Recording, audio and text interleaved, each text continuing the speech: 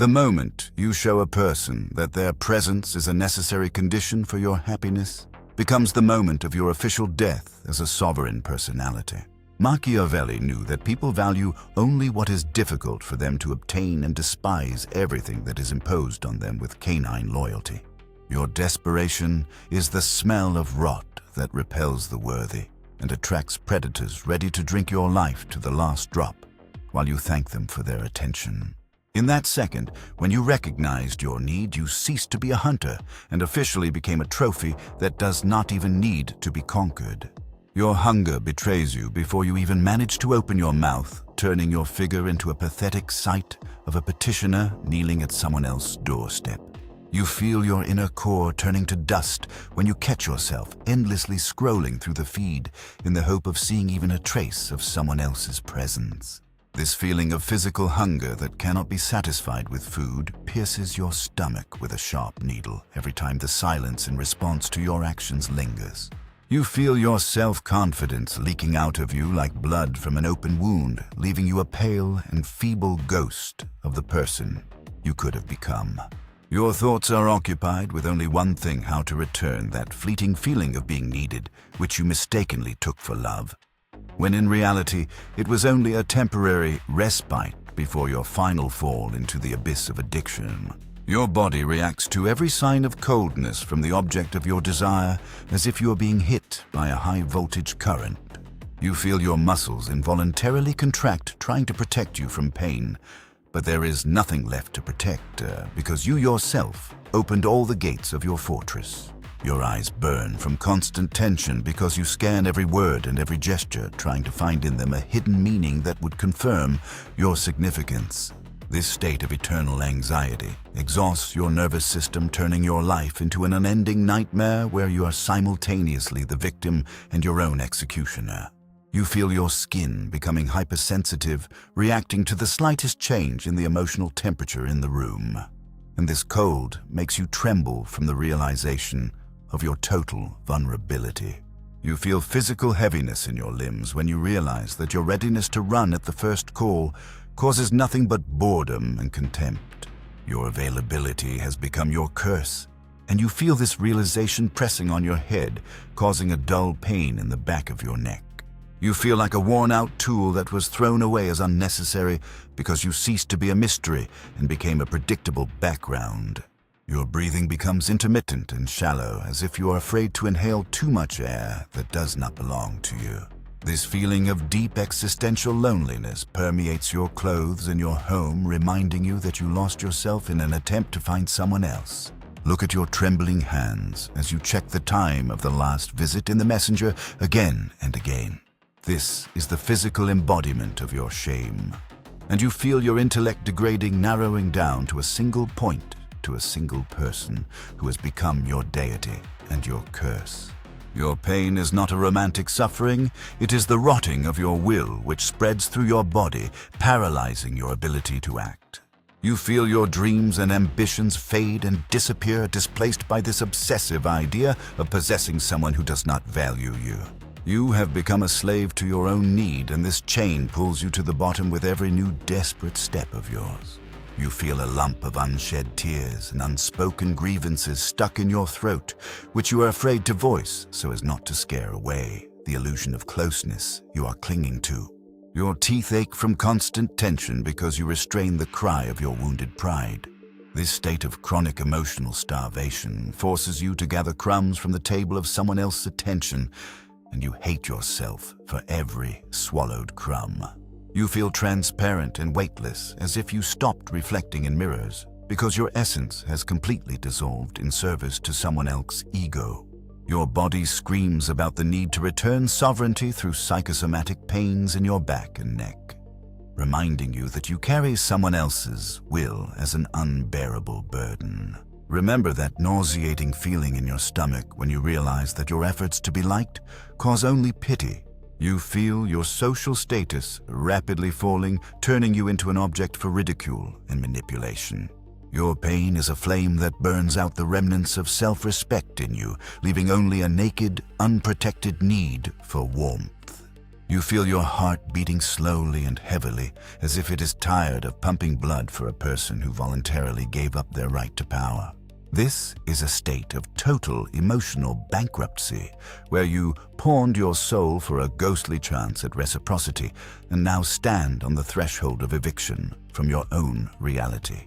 Feel the cold penetrate your heart when you see how easily other people do without you. This realization of your replaceability hits you in the stomach, making you gasp from the realization of your own insignificance.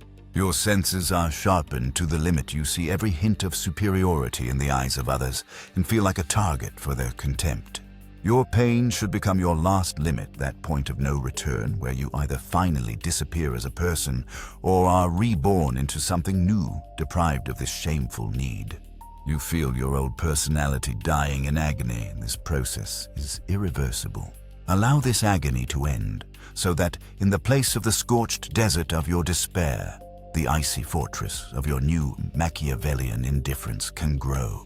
Your skin feels foreign to you, and it no longer protects you, but only serves as the boundary of your defeat. You feel how every word of another person leaves a deep mark on you, like a brand on the body of a slave. Your humiliation has become your everyday reality, and you have grown accustomed to it like the smell of stagnant water. But inside you, a spark of your original strength still flickers, shuddering with disgust at what you have become. This pain in your chest is the struggle of your true self against that pathetic semblance of a person you demonstrate to the world. You feel your will trying to break through the shell of your fear, demanding back the right to solitude into the strength that is born only in silence and the deficit of your attention. Feel how your despair turns into poison that infects everything around you. Your relationships and your work and your creativity bear the seal of your need, making the results of your labor cheap and unnecessary. You feel how people instinctively distance themselves from you, afraid of being infected by your impotence. This social isolation, which you yourself provoked with your intrusiveness, now squeezes you in its grip, making you feel like an outcast in the world of the living. Your pain must become your awakening, that very sharp blow that will force you to open your eyes and see that you are standing on the edge of an abyss. Either you take a step back and begin to build your own world, or you allow your need to push you into oblivion where there is neither love nor power, but only the endless echo of your own prayer for mercy. Feel this moment as the final battle for your soul. You feel your nerves stretched to the limit, vibrating from a tension that is impossible to endure. Your pain has reached the level where it ceases to be mere suffering and becomes a tool of transformation. You feel a cold, calculating rage being born within you against yourself and your weakness. This rage is your only chance for salvation, so allow it to burn out the need for someone else in you and allow it to turn your heart into stone that is impossible to break. Your new path begins with the realization that you are alone. And this loneliness is not a punishment, but your highest form of sovereignty. From this moment on, you no longer ask, and you no longer wait, and you no longer need. You become a deficit, and you become a force, and your presence is now a privilege that must be earned with blood and loyalty, not with your despair. Your fall into the abyss of addiction is dictated not by an excess of feelings, but by a total lack of understanding of how the mechanics of human value work. Machiavelli, in his treatise, The Prince, made it clear that people love at their own whim, but fear at the will of the prince. Therefore, a wise ruler must rely on what depends on himself. Your thirst for love is an attempt to rely on someone else's whim, which makes your position shaky and pathetic. In the world of dark psychology, the law of scarcity operates because the value of any object is directly proportional to the difficulty of obtaining it. You, however, turned yourself into a commodity that is handed out for free on every corner, and now you wonder why you are not valued. You violated the law of Schopenhauer, who argued that our will to life is an eternal striving, and as soon as the object of desire becomes easily accessible, the will loses interest in it, being replaced by boredom and contempt. The psychological mechanism of your fiasco is explained by the theory of social value and attention deficit. When you demonstrate despair, You send a signal that your own internal market has collapsed and you are seeking external investments just to avoid going insane. Manipulators and predators read this as an invitation to exploitation. Machiavelli pointed out that he who is the cause of another's power perishes himself. By trying to make another person the center of your universe, you hand over all the levers of power over yourself and voluntarily accept the status of a vassal. Your availability and intrusiveness kill any possibility of attraction arising because attraction feeds on distance and mystery, while you have laid all your cards on the table in the very first round. The second reason for your collapse lies in the concept of projection in the hunter instinct. Carl Jung wrote that we project our own deficits onto others.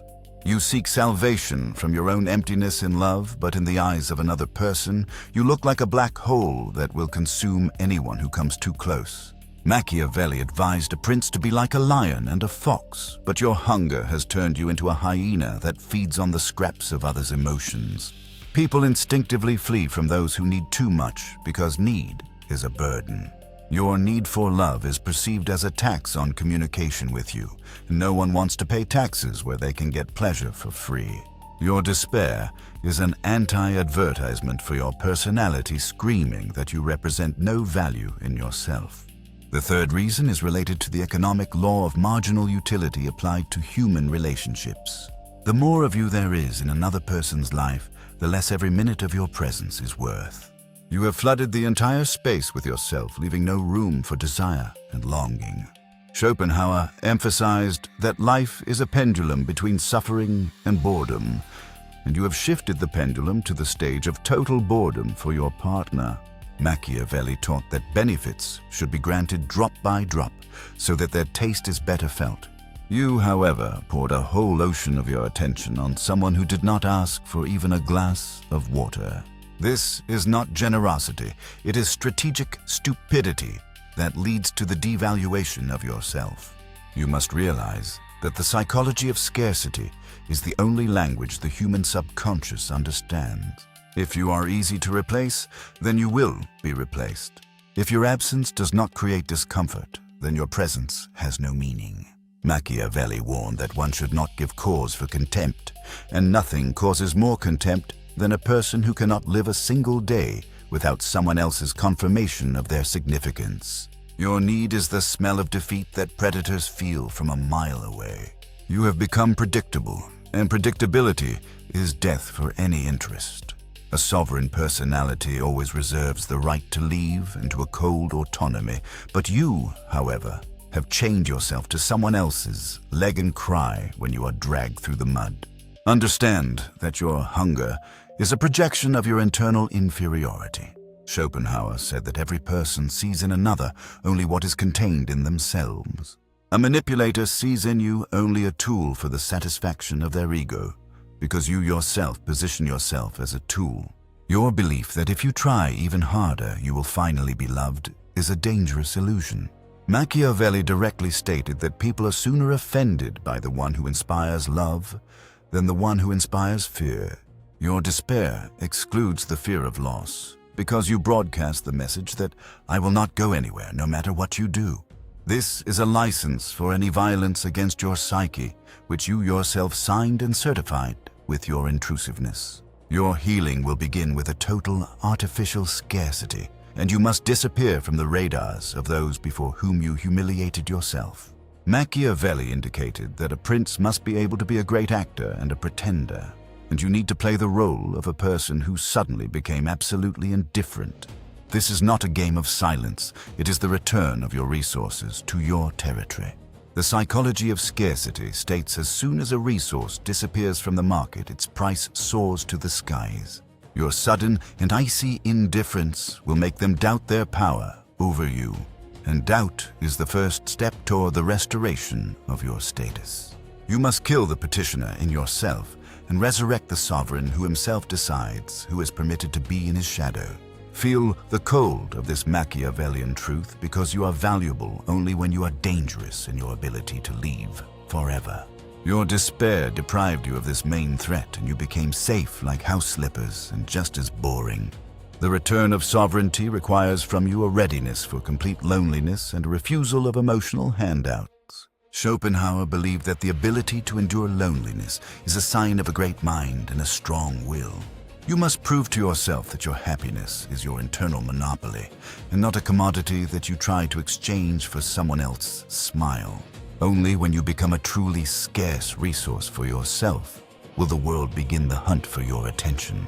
Every attempt of yours to look into someone's eyes and find approval, there is a blow to your prestige. Machiavelli advised keeping a distance so that greatness does not become familiar and does not turn into the commonplace. Your despair erased all boundaries, turning your personality into a blurred spot. You need to return to yourself, clear contours through a tough no and through a long, eloquent silence. Your silence must become heavy, like lead, and cold, like steel. People must begin to guess what you are thinking and not know in advance your every movement. The psychology of scarcity is magic that turns an ordinary stone into a diamond. And you are the only one who can perform this transformation with your life simply by ceasing to be available. Your path to power over yourself and others lies through the recognition that you no longer need love as a way of survival. A Machiavellian sovereign views relationships as a strategic alliance and not as a lifebuoy. You must learn to imitate satiety even when you are hungry and strength when you are weak. Your new self is built on the ruins of your despair, and every brick in this wall is mixed with your refusal to seek approval. Feel how the knowledge of these mechanisms gives you an advantage over those who still play at sincerity and hope. You now know the truth that the world belongs to those who know how to create a deficit of their presence and an excess of their will. Your time to ask has ended, and the time to rule through absence has begun. You feel your personal significance evaporate like water on a red-hot stone when you turn your presence into something taken for granted. This feeling of physical dissolution in another person deprives you of density, making your figure transparent and uninteresting. You have become that very background noise that the manipulator is used to ignoring because they know you will not disappear anywhere. Your availability is not a pledge of stability, it is a guarantee of your devaluation. In the world of power, everything offered in excess is automatically moved to the category of waste. You must feel this icy truth because the more of you there is in another person's life, the less of you there is in their consciousness. Your despair created an excess supply in a market where demand is born only from hunger and uncertainty. The first phase, where you killed the intrigue with your total availability, turned your life into an open book that no one wants to finish reading. You feel an itch in your fingers when the phone is silent for more than 10 minutes, and this need to immediately fill the silence with your presence is your greatest shame. Machiavelli emphasized that distance and rarity generate awe, while proximity and frequency of contact generate contempt.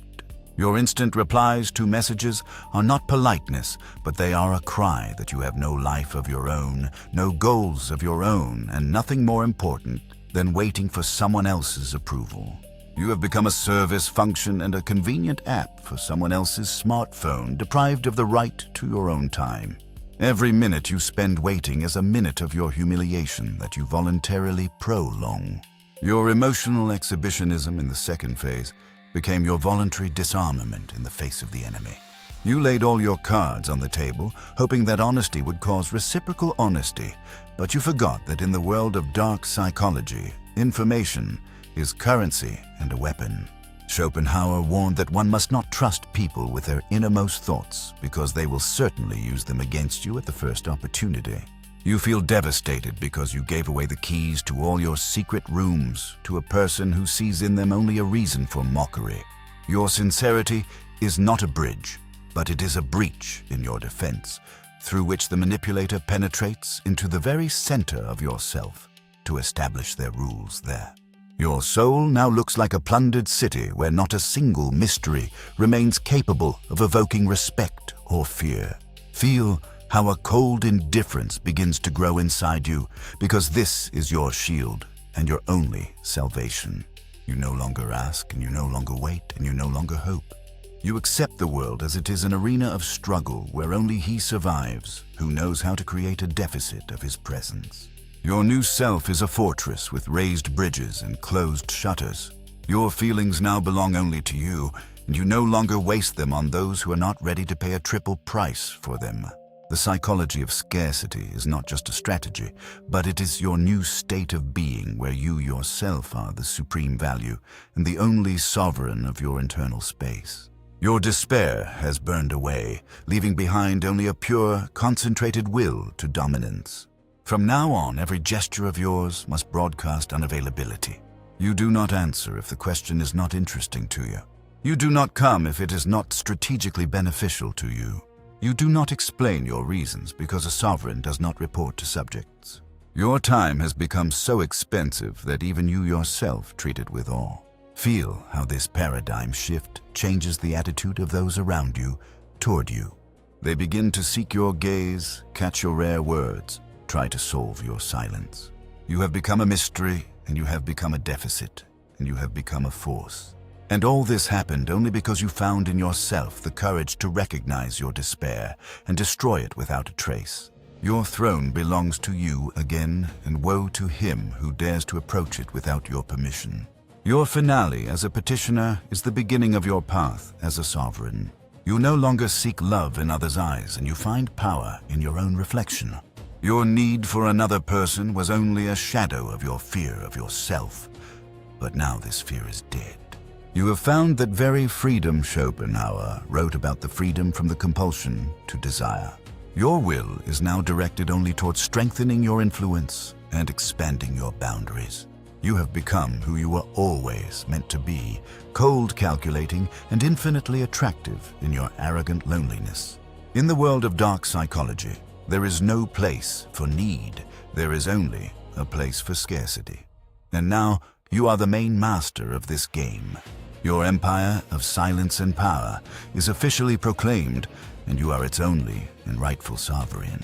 Stop and look at your hands, because those are the very hands with which you feverishly typed messages to which you received no answer.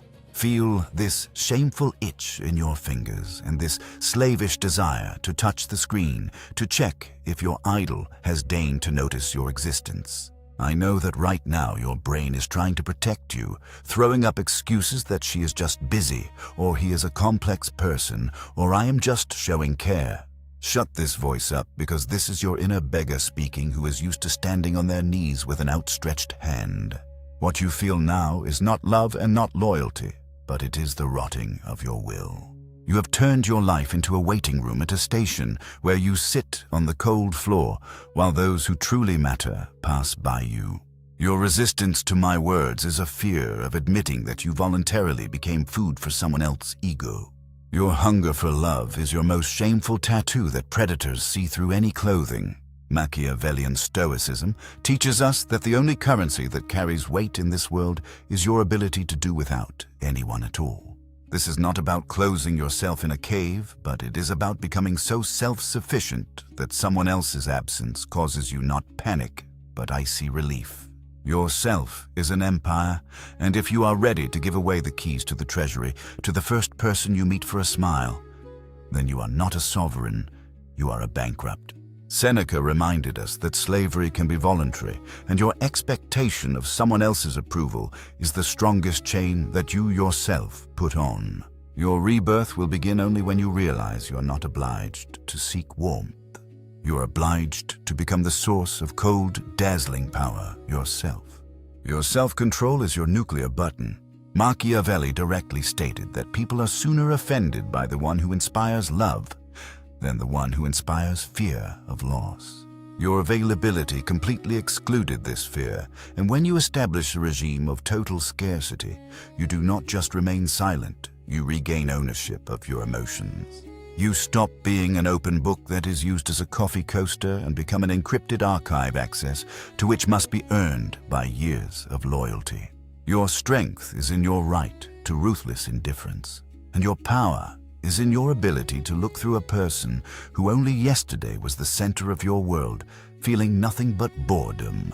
You no longer ask for attention, and you yourself are the supreme prize that is issued only on your terms. Imagine a bottomless black hole in the center of the galaxy.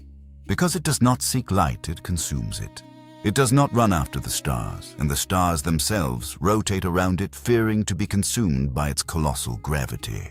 You must gain this gravity of scarcity, because your principles and your silence must possess such density that any attempt at manipulation fades without reaching your consciousness.